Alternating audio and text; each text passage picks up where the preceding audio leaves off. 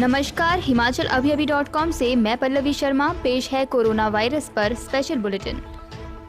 कांगड़ा में 7 साल का बच्चा, बीएसएफ जवान व बैंक कर्मी सहित 4 कोरोना पॉजिटिव। सीएम जयराम बोले, शांता कुमार के सरकारी सुविधाएं छोड़ने के फैसले से गया अच्छा संदेश। सरकारी खर्चे कम करने को लेकर हिमाचल सरकार व अधिकारी आमने सामने। मन की बात में बोले पीएम मोदी, लद्दाख की तरफ आंख उठाने वालों को दिया गया है करारा जवाब। भारत में कोरोना के 24 घंटे में सबसे ज्यादा 20,000 नए मामले। कोरोना संक्रमण से एलएनजेपी अस्पताल के डॉक्टर की मौत, 2 सप्ताह से आईसीयू में थे भर्ती। शादी में 250 लोगों को बुलाया, 15 हुए कोरोना पॉजिटिव, दूल्हे के दादा की मौत। भारत में वास्तविक नियंत्रण रेखा पर तैनात किया मिसाइल डिफेंस सिस्टम, पलक झपकते ही जहाजों को कर देगा तबाह। यूपी में अनलॉक 1 के बाद दोगुने हो गए मरीज, हर दिन सामने आए औसतन 500 कोरोना पॉजिटिव। दुनिया भर में अब कोरोना के 1 करोड़ से ज्यादा मरीज, 5 लाख ने गंवाई जान। अब समाचार विस्तार से। आपके स्वास्थ्य का प्रहरी, श्री बालाजी हॉस्पिटल, कांगड़ा, हिमाचल। हिमाचल प्रदेश के कांगड़ा जिला में रविवार सुबह 4 लोग कोरोना संक्रमित पाए गए हैं। इनमें 7 साल का बच्चा, बीएसएफ का जवान और एक बैंक कर्मी शामिल है। फतेहपुर के गुरियाल का 7 साल का बच्चा अपने माता पिता के साथ दिल्ली से कार में आया था और होम क्वारंटाइन था। तलवाड़ा पंजाब में कोरोना पॉजिटिव के संपर्क में आने से 36 वर्षीय बैंक कर्मी भी संक्रमित हो गया है। यह हरोली फतेहपुर का रहने वाला है। गत 18 जून को जम्मू से लौटा छन्नी इंदौरा का रहने वाला 54 वर्षीय बीएसएफ जवान भी कोरोना संक्रमित पाया गया है। इसके अलावा ट्रेन से 18 जून को पठानकोट पहुंचा लोडवा का रहने वाला 23 वर्षीय युवक भी कोरोना पॉजिटिव पाया गया है। यह युवक मोहटली में इंस्टीट्यूशनल क्वारंटाइन में था। सैंपल की रिपोर्ट आने के बाद इन सभी को कोविड केयर सेंटर डार शिफ्ट किया जा रहा है। इसके अलावा जिला कांगड़ा के 2 लोगों ने कोरोना से जंग जीत ली है। सीएम जयराम ठाकुर ने कहा है, पूर्व सीएम शांता कुमार ने कोरोना संकट के दौर में सरकारी सुविधाएं छोड़ने का फैसला लेकर अच्छा संदेश दिया है। शांता ने ऐसे दौर में ये सोचा जब कोरोना संकट पूरे विश्व के सामने है। शांता के सार्थक सुझाव पर विचार किया जाएगा। 2 दिन पहले शांता कुमार ने सीएम जयराम ठाकुर को सरकारी सुविधाएं, जिनमें उनके साथ चलने वाली एस्कॉर्ट गाड़ी व 4 सुरक्षा कर्मी शामिल हैं, उनको सरकार को वापस लेने को कहा था। शांता ने अपनी उम्र का हवाला देते हुए कहा है, अब वे दौरे ही कम करेंगे, ऐसे में इन सुविधाओं का खर्च उन्हें चुभता है। इस पर सीएम जयराम ठाकुर ने कहा है, ये एक बेहतर कदम है। शांता कुमार चुनावी राजनीति से बाहर होने के बाद भी लगातार बयानबाजी कर सुर्खियों में बने रहते हैं। हिमाचल प्रदेश में सरकार और अधिकारियों के बीच सरकारी खर्चे कम करने को लेकर ठन गई है। राजस्व अर्जन में भारी कमी का हवाला देकर अधिकारी एक और खर्चों और कार्यों में प्राथमिकताओं के चुनाव पर जोर दे रहे हैं। वहीं सरकार में बैठे लोग हर हाल में चुनावी लाभ वाले फैसलों पर ही अड़े हैं। गुरुवार को मंत्रिमंडल बैठक के दौरान वित्त विभाग की ओर से आत्मनिर्भर भारत अभियान पर आला अधिकारियों की ओर से प्रेजेंटेशन दी गई।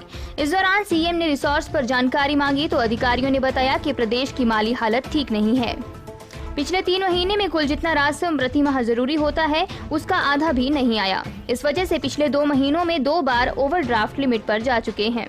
चीन के साथ चल रहे सीमा विवाद के बीच पीएम नरेंद्र मोदी ने रेडियो पर मन की बात कार्यक्रम के जरिए देशवासियों को संबोधित किया। उन्होंने अपने संबोधन में चीन से चल रहे विवाद को लेकर कहा कि आपदाओं के बीच हमारे पड़ोसियों द्वारा जो हो रहा है, देश उन चुनौतियों से भी निपट रहा है। उन्होंने कहा कि लद्दाख में भारत की भूमि पर आंख उठाकर देखने वालों को करारा जवाब मिला है। भारत मित्रता निभाना जानता है तो आंख में आंख डालकर देखना और उचित जवाब देना भी जानता है। लद्दाख में हमारे जो वीर जवान शहीद हुए हैं, उनके शौर्य को पूरा देश नमन कर रहा है, श्रद्धांजलि दे रहा है। पूरा देश उनका कृतज्ञ है, उनके सामने नतमस्तक है। इन साथियों के परिवारों की तरह ही हर भारतीय इन्हें खोने का दर्द भी अनुभव कर रहा है। हमारा हर प्रयास इसी दिशा में होना चाहिए जिससे सीमाओं की रक्षा के लिए देश की ताकत बढ़े, देश और अधिक सक्षम बने, देश आत्मनिर्भर बने। यही हमारे शहीदों को सच्ची श्रद्धांजलि भी होगी। देश में कोरोना संक्रमितों की संख्या में लगातार तेजी हो रही है। पिछले 24 घंटे में कोरोना के करीब 20,000 नए मामले सामने आए हैं। यह एक दिन में कोरोना मरीजों का रिकॉर्ड आंकड़ा है।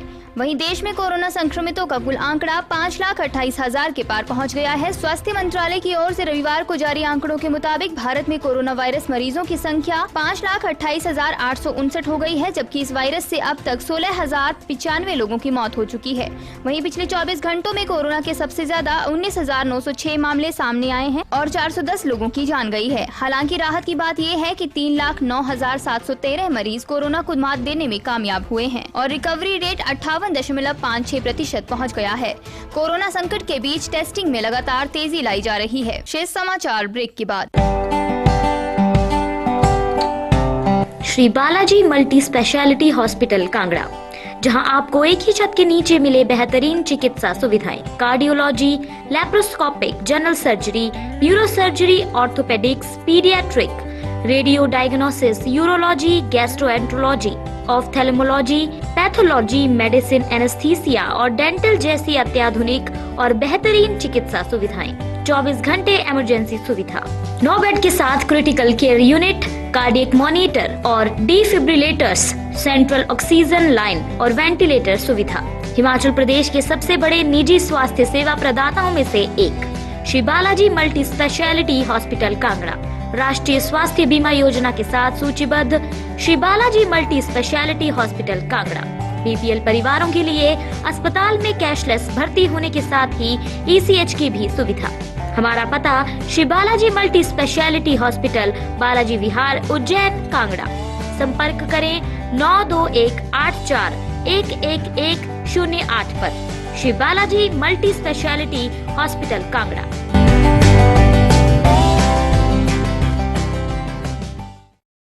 दिल्ली में कोरोना वायरस का प्रकोप इस कदर बढ़ गया है कि अब कौन इसकी चपेट में आ जाए किसी को नहीं पता। यह वायरस कोरोना से दूसरों की जान बचाने वाले कोविड वॉरियर्स को भी नहीं बख्श रहा है। रविवार सुबह दिल्ली के लोकनायक अस्पताल के डॉक्टर अशीम गुप्ता की कोरोना संक्रमण से मौत हो गई है। डॉक्टर अशीम एलएनजेपी अस्पताल में एनेस्थीसिया विभाग में कार्यरत थे। किसी कोरोना मरीज के संपर्क में आने के कारण वे संक्रमित हुए थे। पिछले 2 सप्ताह से डॉक्टर अशीम मैक्स अस्पताल में आईसीयू में भर्ती थे। आज सुबह अस्पताल में ही उन्होंने अंतिम सांस ली। डॉक्टर अशीम की मौत से स्वास्थ्य विभाग और पूरा अस्पताल प्रबंधन दुखी है। राजस्थान के भीलवाड़ा में एक शादी समारोह में 250 लोगों को बुलाना दूल्हे के घर वालों को भारी पड़ गया। बारात में कोरोना का संक्रमण ऐसा फैला कि शादी समारोह में हिस्सा लेने वाले अब तक 15 लोग संक्रमित हो गए, जबकि कोरोना की वजह से दूल्हे के दादा की भी मौत हो गई। दूल्हा और उसके पिता समेत सभी 15 लोगों को अस्पताल में भर्ती किया गया है। राजस्थान सरकार ने बारात में गए 127 लोगों को क्वारंटाइन कर दिया है। इनके क्वारंटाइन फैसिलिटी और इलाज पर होने वाले खर्च का जुर्माना दूल्हे के पिता पर लगाया गया है। अभी तक 6,26,600 रुपए का खर्च क्वारंटाइन फैसिलिटी और कोरोना इलाज पर हुआ है। भीलवाड़ा के जिला मजिस्ट्रेट राजेंद्र भट्ट ने नोटिस जारी कर तहसीलदार को पाबंद कर दिया है। यह राशि दूल्हे के पिता से 3 दिनों के भीतर वसूल कर सीएम राहत कोष में जमा कराई जाए। साथ ही ये भी कहा गया है कि आगे भी जो इलाज में खर्च आएगा उसे जुर्माने के स्वरूप में दूल्हे के परिवार से लिया जाएगा। वास्तविक नियंत्रण रेखा पर चीनी लड़ाकू विमानों और हेलीकॉप्टर की बढ़ती गतिविधियों को देखते हुए भारत भी चौकन्ना हो गया है।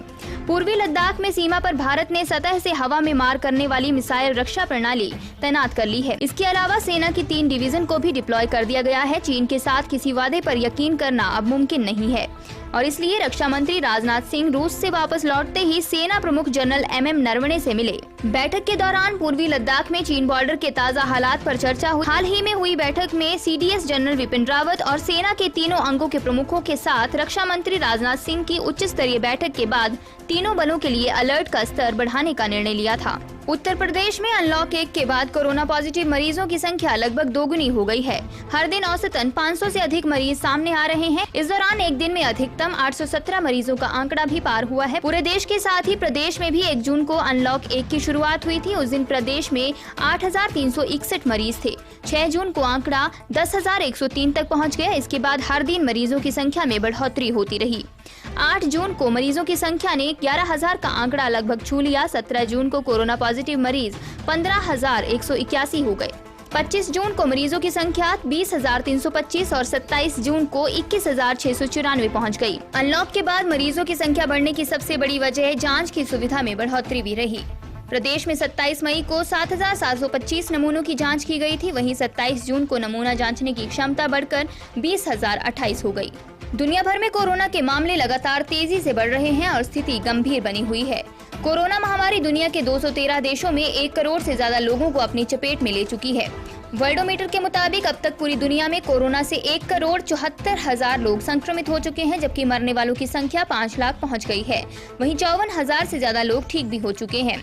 अमेरिका अभी भी कोरोना के सबसे ज्यादा प्रभावित देशों की सूची में सबसे ऊपर है। यहाँ अब तक 26 लाख लोग कोरोना संक्रमित हो चुके हैं, जबकि 1,28,000 से ज्यादा लोगों की जान जा चुकी है। वहीं ब्राजील में भी सिलसिला थम नहीं रहा है। यहाँ अमेरिका से ज्यादा केस और मौतें दर्ज की जा रही हैं। ब्राजील में पिछले 24 घंटे में कुल 35,000 नए मामले सामने आए और 994 लोगों की मौत हुई। ब्राजील के बाद रूस और भारत में संक्रमितों की संख्या दुनिया में सबसे ज्यादा तेजी से बढ़ रही है। इन्हीं खबरों के साथ आज का कोरोना वायरस पर स्पेशल बुलेटिन यहीं खत्म होता है। हमारा अगला ऑनलाइन रेडियो बुलेटिन सुनिए शाम 7:30 बजे। तब तक के लिए नमस्कार। आपके स्वास्थ्य का प्रहरी श्री बालाजी हॉस्पिटल, कांगड़ा, हिमाचल।